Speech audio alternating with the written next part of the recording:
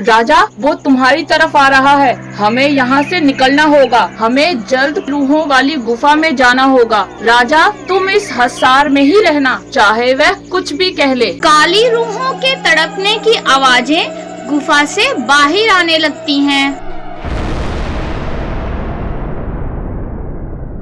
दयालपुर के जंगल में सभी पशु पक्षी एक साथ हंसी खुशी जिंदगी गुजार रहे थे। जंगल में कोई भी जानवर या कोई भी पक्षी शेर राजा के हुक्म के बगैर पर भी नहीं मार सकता था। इन्हीं में से एक चील ऐसा भी था जिसे शेर राजा पर बहुत ज्यादा गुस्सा था। वह अपने दिल में बदले की आग लिए बैठा था, क्योंकि उसे जंगल से बाहर निकाल दिया गया था। जिस जंगल में मेरे परिवार बरसों से रह रहे थे, मुझे उसी जंगल से बेइज्जत करके बाहर निकाल दिया गया है।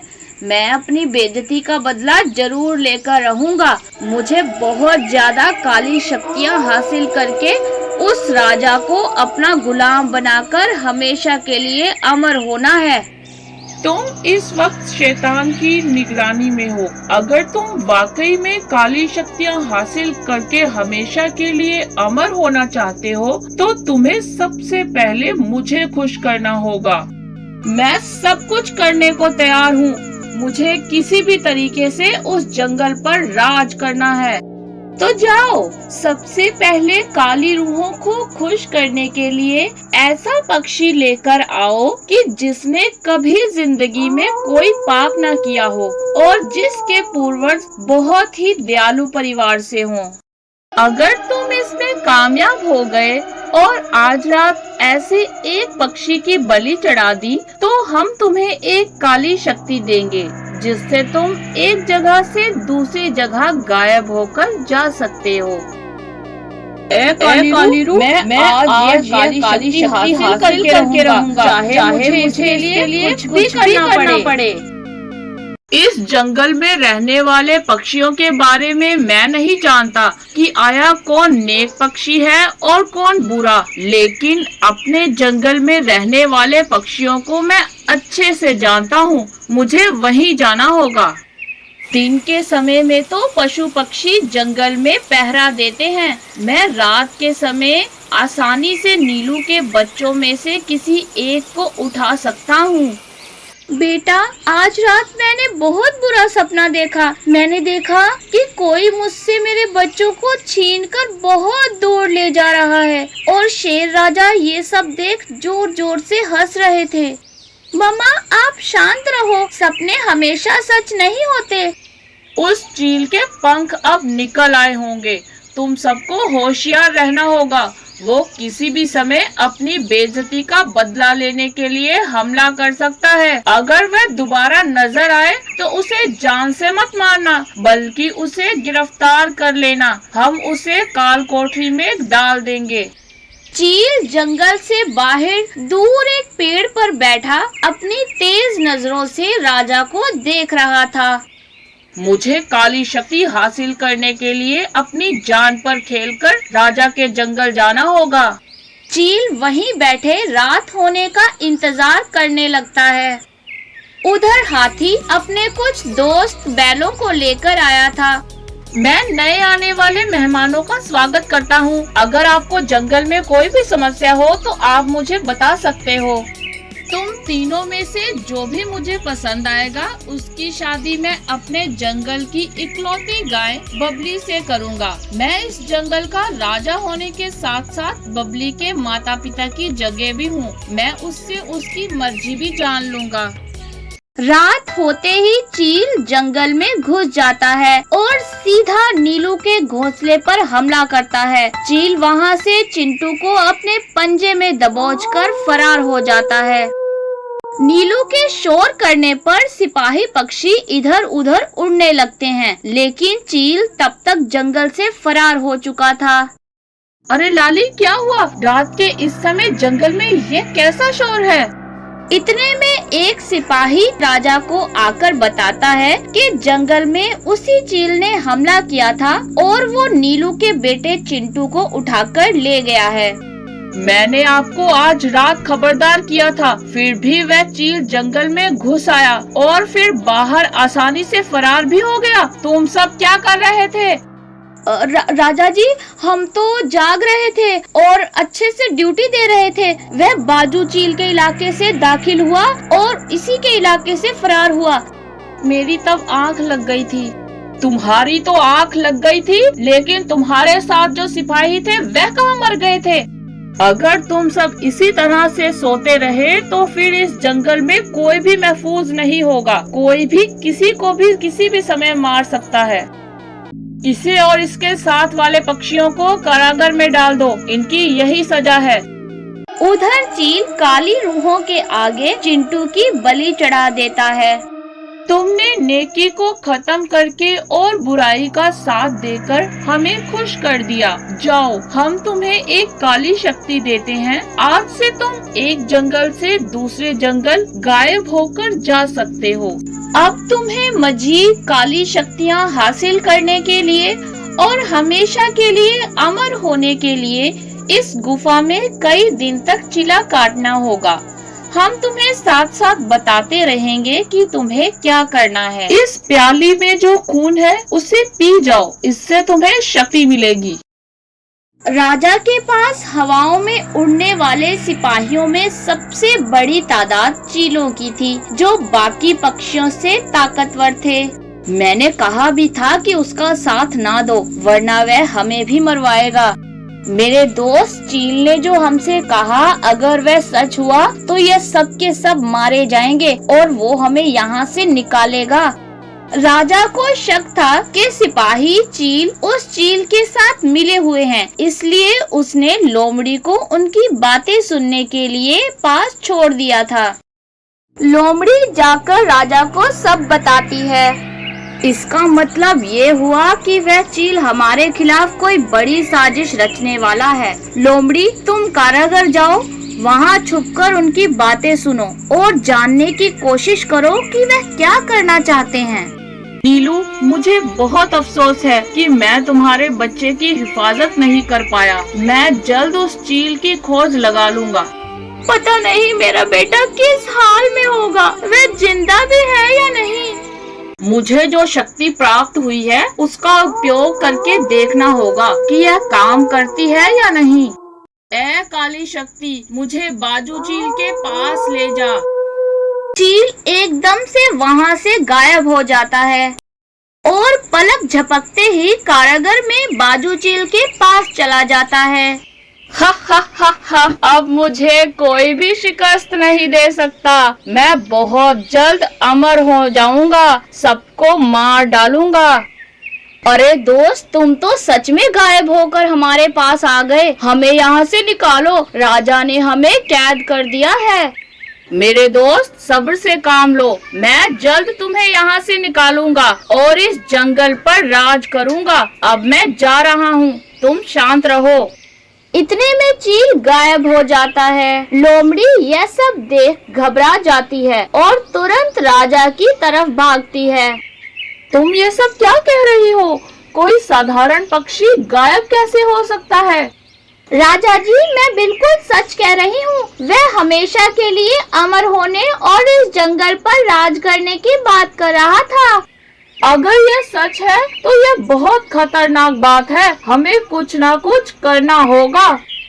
राजा जंगल के कुछ खास वासियों को बुलाता है और उन्हें सारे मामले से खबरदार करता है। मैं एक साधु जी को जानता हूँ, वह इस मामले में हमारी मदद कर सकते हैं। हमें जल्दी से उस साधु जी के पास जाना होगा। राजा कुछ पशु पक्षियों के साथ साधु जी के पास जाता है और सारी घटना सुनाता है। मैं सब समझ गया हूँ। वो चील अब कोई साधारण पक्षी नहीं रहा, बल्कि एक जादूगर बन गया है। आहिस्ता आहिस्ता उसकी शक्तियाँ बढ़ती जाएंगी और वो और ताकतवर होता जाएगा। काली रूहें उसे अपने लिए इस्तेमाल करेंगी। वो नेकी को खत्म करके बुराई को फैलाना चाहती हैं। हमें मिल के उसे रोकना होगा। वह नेक रूहों को बलि चढ़ाकर उस चील को अमर करेगा और वह बुराई को आम करके बहुत ज्यादा शक्तिशाली हो जाएगा। गुनाह, बुरे काम, गंदगी, बुराइयां उनकी खुराक हैं। उनका अगला शिकार राजा है। राजा भी दूसरों के लिए हमेशा अच्छा सोचता है। राजा, मैं तुम्हारे इर्द गिर्द एक हसार बांध दूंगा, तुम उससे बाहर मत निकलना, तुम्हारी जान को खतरा है। साधु जी, हमारा क्या होगा? हमारी जान को भी खतरा है। तुम सब शांत रहो, वह तुम्हें कोई नुकसान नहीं पहुंचाएगा। तुमने बहुत पढ़ाई कर ली, अब समय आ गया है तुम्हें उस राजा को जो इस जंगल का रखवाला है की बलि चढ़ानी होगी। इसके साथ ही तुम बहुत सारी शक्तियाँ हासिल कर लोगे और हमेशा के लिए अमर हो जाओगे। अब तुम उस राजा से कहीं ज्यादा शक्तिशाली हो, तुम उसे उठाकर यहाँ ला सकते हो। जाओ, काली रूहें तुम्हारा इंतजार कर रही हैं। राजा, वो तुम्हारी तरफ आ रहा है, हमें यहाँ से निकलना होगा, हमें जल्द रूहों वाली गुफा में जाना होगा। राजा, तुम इस हसार में ही रहना, चाहे वह कुछ भी कह ले। जितना तेज भाग सकते हो भागो, हमें जल्द उस गुफा के पास जाना है। शेर सिंह, मैं आ गया हूँ, मुझे गिरफ्तार कर लो। राजा चील की बात का जवाब नहीं देता और खामोशी से उसकी तरफ देखता रहता है। चील जैसे ही राजा की तरफ बढ़ता है तो वह राजा तक नहीं पहुंच पाता। मैं आगे क्यों नहीं बढ़ पा रहा? चील आंखें बंद करके मुंह में कुछ पढ़ता है तो उसे कुछ देर पहले का सारा नजारा दिखाई देता है। ओह, तो ये बात है, तुम मेरे बारे में जान गए और तुमने साधु जी से मदद ली। हा हा हा हा। तुम्हें इस हसार से बाहर निकालना मेरे लिए कोई मुश्किल नहीं, क्योंकि मैं तुम्हें अच्छे से जानता हूँ। ये लकड़ियाँ कोई साधारण लकड़ियाँ नहीं है। इन लकड़ियों से निकलने वाला धुआं इन काली रूहों की मौत है। हम में से किसी एक को इस गुफा में जाकर इन लकड़ियों को आग लगानी होगी, इसमें जान भी जा सकती है। साधु जी, इन जंगल वासियों को आपकी बहुत जरूरत है, मैं इन लकड़ियों को आग लगाऊंगा। राजा, अगर तुम इन सब पशु पक्षियों की जिंदगी चाहते हो तो इस हसार से बाहर निकल आओ। नहीं, तो तुम इनकी जान मत लेना, मैं अभी इस हसार से बाहर आ जाता हूँ। बस तुम मुझसे वादा करो कि तुम इस जंगल की अच्छे से देखभाल करोगे, इसके वासियों को कोई नुकसान नहीं पहुँचाओगे। मोंटू चूहा गुफा में जाकर लकड़ियों को आग लगा देता है और खुद एक बिल में घुस जाता है। काली रूहों के तड़पने की आवाजें गुफा से बाहर आने लगती हैं। राजा बहुत चतुर था, उसने चील को बातों में लगा रखा था। देखते ही देखते इतना बड़ा चील छोटा हो जाता है। मुझे जल्दी से गुफा जाना होगा। चील बार बार कोशिश करता है लेकिन वह गायब नहीं हो पाता। राजा को मालूम पड़ गया था कि ये चील अब एक साधारण चील है। राजा के कहने पर चील को गिरफ्तार कर लिया जाता है। याद रखो कि जीत हमेशा सच और ईमानदारी की होती है, ना कि झूठ और बुराइयों की। अब तुम सारी जिंदगी कारागार में गुजारना। साधु जी, आज अगर आप ना होते तो हम बहुत बड़ी मुसीबत में फंस चुके होते। मैं इस जीत को उस मोंटू के नाम करता हूँ जिसने अपनी जान पर खेलकर हमारी जान बचाई। जब तक ऐसी नेक रूहें इस दुनिया में हैं, सच्चाई को कोई मात नहीं दे सकता। लेकिन साधु जी, हम तो जीवित हैं। मोंटू और चिंटू को बिल से निकलते देख सब हैरान रह जाते हैं। दोस्तों, इस कहानी से हमें यह सीख मिलती है कि झूठ चाहे कितना भी ताकतवर क्यों ना हो, जीत हमेशा सच्चाई की ही होती है। दोस्तों, आपको हमारी कहानी कैसी लगी कमेंट करके अपनी राय का इजहार जरूर कीजिएगा और जाते जाते लाइक और शेयर करते जाइए। शुक्रिया।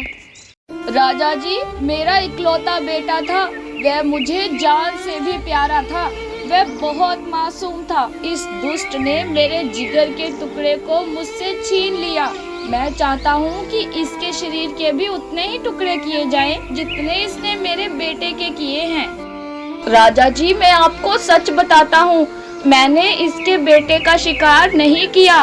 वह घायल झाड़ियों में पड़ा हुआ है। मैं चाहता था कि एक साथ 4-5 पक्षियों का शिकार करूं, इसलिए मैंने उसे घायल करके झाड़ी में रख दिया था।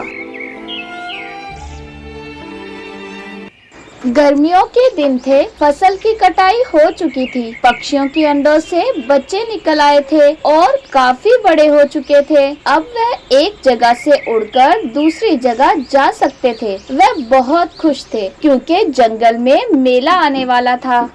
मम्मा, इस बार मैं मेले से बहुत सारे खिलौने लूँगा।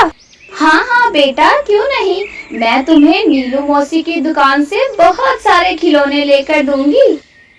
अरे गोरी, देखो तो सही, इस बार मैं बड़े प्यारे प्यारे खिलौने लेकर आया हूँ। तुम देख लेना, इस बार सबसे ज्यादा खिलौने मेरे ही बिकेंगे।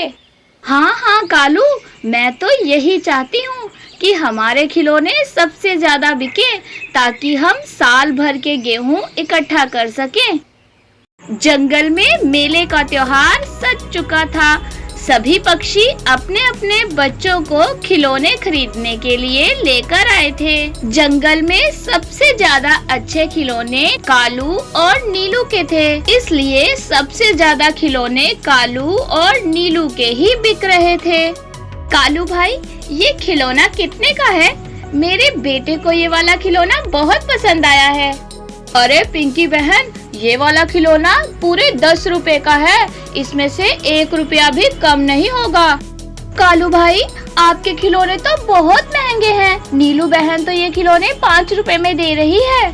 अरे अरे पिंकी बहन, नीलू के खिलौने इतने सुंदर नहीं हैं जितने सुंदर मेरे खिलौने हैं। चलो दे दो, अब मैं बच्चे को टाल तो नहीं सकती। बच्चों को देखकर दूर पेड़ पर बैठे चील के मुंह से पानी टपक रहा था। अगर ये सारे बच्चे एक एक करके मेरा शिकार बन जाएं, तो जिंदगी में मजे ही मजे आ जाएंगे। तभी चील के दिमाग में एक योजना आती है। चील थोड़ा दूर हटकर एक गुफा के बाहर खिलौने की दुकान लगा लेता है। गुफा के पास ही एक पानी का कुआं था, जहाँ पर पक्षी पानी पीने के लिए आते थे। अगर मैंने खुद से ये खिलौने बेचे तो कोई भी पक्षी मेरे पास डर के मारे नहीं आएगा। ऐसा करता हूँ कि इस पेड़ के पीछे छुप जाता हूँ। जैसे ही कोई पक्षी आएगा तो मैं उसका शिकार कर लूँगा। रानो चिड़िया सुबह से बच्चों के साथ खिलौने लेने के लिए आई थी, इसलिए उसे बहुत ज्यादा प्यास लगी थी। रानो पानी पीने के लिए कुएं के पास आती है। तभी गोलू की नजर सीधा खिलौनों पर पड़ती है। अरे वाह, कितने सुंदर खिलौने हैं, लेकिन इनको बेचने वाला कोई आसपास नजर नहीं आ रहा। अभी तो मैंने अपनी मम्मा के काफी खर्च करवा दिया है, कुछ देर बाद अपने दोस्तों के साथ आऊंगा। चील पेड़ के पीछे छुपकर देख रहा था और मन ही मन बहुत खुश हो रहा था।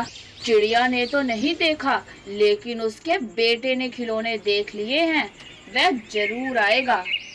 मम्मा, मैंने अपने दोस्तों को खिलौने दिखाने हैं, क्या मैं उनके पास खेलने के लिए चला जाऊं? हाँ हाँ बेटा, चले जाओ, लेकिन ध्यान रहे घर से दूर मत जाना और जल्द वापस लौट आना। गोलू खिलौने लेकर अपने दोस्तों के पास चला जाता है। गोलू के दोस्त रंग बिरंगे खिलौने लाए हुए थे। बबलू यार, क्या तुम्हारे पास खिलौने नहीं हैं? मेरे पिताजी खिलौने बेचने गए हुए हैं।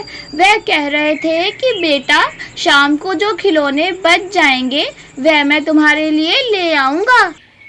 दोस्त, कुएं के पास मैंने आज एक खिलौने वाली शॉप देखी है। वहाँ पर कोई भी नहीं था, वह खिलौने भी बहुत सुंदर थे। चलो वहाँ से खिलौने लेकर आते हैं। अच्छा चलो, फिर देर किस बात की, अभी वहाँ से खिलौने लेकर आते हैं, मेरे पास भी कुछ पैसे हैं। राजा जी, ऐसा मैं पहली बार देख रहा हूँ। कि कोई शेर मांस ना खाए। भला कोई शेर मांस खाए बगैर रह सकता है? मेरे दोस्त, अभी तुम इस जंगल में नए नए हो। तुम कुछ दिन यहाँ रहो। तुम्हें अभी इस जंगल के बारे में कुछ भी नहीं पता। यहाँ पर कोई पक्षी किसी दूसरे पक्षी को जान से मार नहीं सकता। अगर कोई गुस्से में आकर ऐसा कर बैठे तो उसे उसकी भी सजा मिलती है। मैंने अपने जंगल में बहुत सख्त कानून बना रखा है। लेकिन मेरे दोस्त, हमारे जंगल में तो ऐसा बिल्कुल भी नहीं। वहाँ तो हमारे राजा रोज नया नया शिकार करते हैं।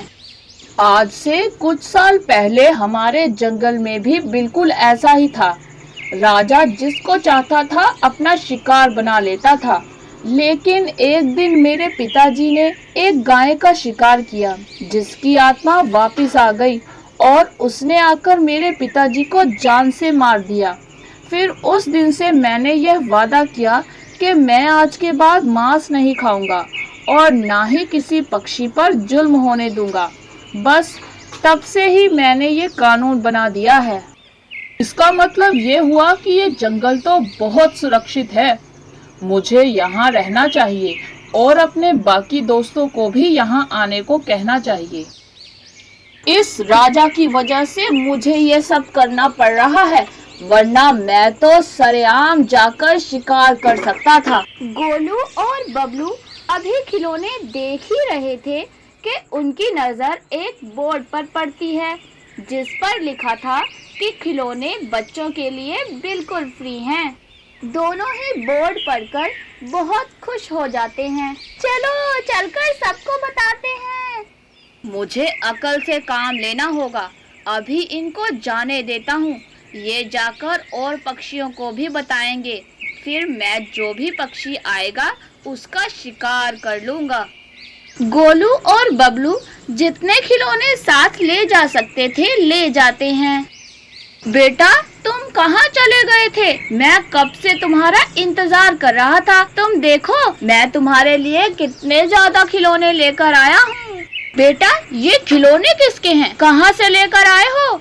बबलू पिताजी को सारी बात बताता है।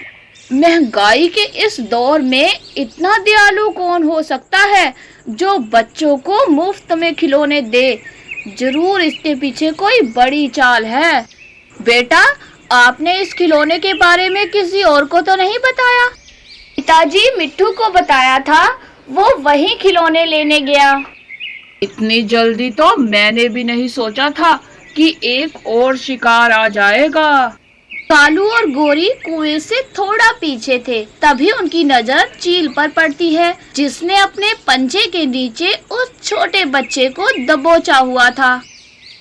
अरे अरे गोरी, देखो यह तो चील का बिछाया हुआ जाल है। शुक्र है हमारे बच्चे बच गए, वरना वो भी इसका शिकार बन गए होते। अगर हम थोड़ी देर पहले आ जाते तो इस मासूम की जान भी बच जाती। हमें राजा को बताना होगा, वरना ये दुष्ट और बहुत सारे पक्षियों की जान लेगा।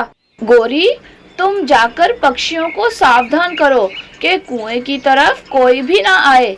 चील ने जाल बिछाया हुआ है। मैं राजा जी को बताकर आता हूँ। जब गोरी रानो के पास जाती है तो उल्लू अपने बेटे के बारे में रानो से पूछ रहा था। रानो बहन, मेरा बेटा काफी देर से घर से गायब है। क्या तुमने उसे देखा है? मैं जानती हूँ आपका बेटा कहाँ है। उल्लू भाई, मुझे समझ नहीं आ रही कि मैं आपको कैसे बताऊं कि आपका बेटा चील का शिकार बन गया है। वह कुएं के पास गया था जहाँ चील ने जाल बिछाया हुआ था। मैं और कालू अभी अभी देख कर आए हैं। उल्लू जोर जोर से रोने लगता है। रो रो कर उसका बुरा हाल हो जाता है। मेरे पास पैसे नहीं थे। मेरा बेटा सुबह से जिद कर रहा था कि मुझे खिलौने ला कर दो। वह जरूर वहाँ खिलौने लेने गया होगा। मैं उस दुष्ट चील को जिंदा नहीं छोड़ूंगा। मैं राजा से कहकर उसे फांसी दिलवाऊंगा। हाय मेरा मासूम बच्चा। रानो बहन, मैं अपने बच्चे के बिना जी नहीं पाऊंगा। कालू जाकर राजा को सब बताता है। राजा का दोस्त हाथी भी वहाँ मौजूद था। इसका मतलब हुआ कि चील ने जंगल का कानून तोड़ा है। इसकी सजा उसे जरूर मिलेगी। तुम जाकर ध्यान रखो कि चील किसी और पक्षी को शिकार न बनाए। मैं भी वहाँ पहुँचता हूँ। उधर चिंटू मिंटू भी कुएं से पानी पीने के लिए आए हुए थे कि उनकी नजर भी खिलौने वाली शॉप पर पड़ती है। अरे भाई देखो, ये खिलौने की शॉप किसकी है और इसके पास कोई भी नहीं और इसके ऊपर लिखा है कि खिलौने बिल्कुल फ्री हैं। भला आज के दौर में कौन फ्री खोने देता है? भाई हो ना हो ये जरूर बच्चे उठाने वाले हैं। आजकल बच्चे उठाने वाले आते हैं और बच्चों के दिल और गुर्दे निकाल लेते हैं। चलो तुरंत यहाँ से भागो। अरे ये अब कौन आ रहा है? दूर से तो कोई काला कौवा लग रहा है। इतने में शेर राजा चील को पीछे से दबोच लेता है। तुम इस जंगल के कानून को अच्छे से जानते हो, फिर भी तुम यहाँ पर पक्षियों का मांस खाने के लिए घात लगाए बैठे हो। अरे राजा जी, मैं तो यहाँ पर खिलौने बेच रहा था। अच्छा, तो अभी अभी जो तुमने एक मासूम पक्षी का शिकार किया है वह क्या है? राजा चील को गिरफ्तार कर लेता है और चील के खिलाफ फैसले के लिए अदालत लग जाती है। अदालत की कार्रवाई शुरू की जाती है। उल्लू, तुम बताओ कि तुम क्या चाहते हो? चील को क्या सजा दी जाए? इसने तुम्हारे बेटे को कत्ल किया है। राजा जी, मेरा इकलौता बेटा था। वह मुझे जान से भी प्यारा था। वह बहुत मासूम था। इस दुष्ट ने मेरे जिगर के टुकड़े को मुझसे छीन लिया। मैं चाहता हूँ कि इसके शरीर के भी उतने ही टुकड़े किए जाएं जितने इसने मेरे बेटे के किए हैं। राजा जी, मैं आपको सच बताता हूँ, मैंने इसके बेटे का शिकार नहीं किया। वह घायल झाड़ियों में पड़ा हुआ है। मैं चाहता था कि एक साथ 4-5 पक्षियों का शिकार करूं, इसलिए मैंने उसे घायल करके झाड़ी में रख दिया था।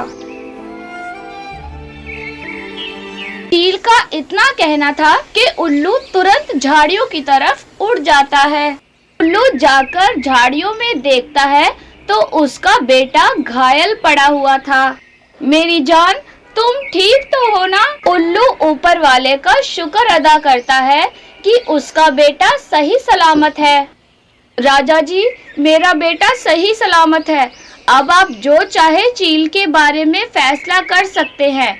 मुझे कोई एतराज नहीं होगा।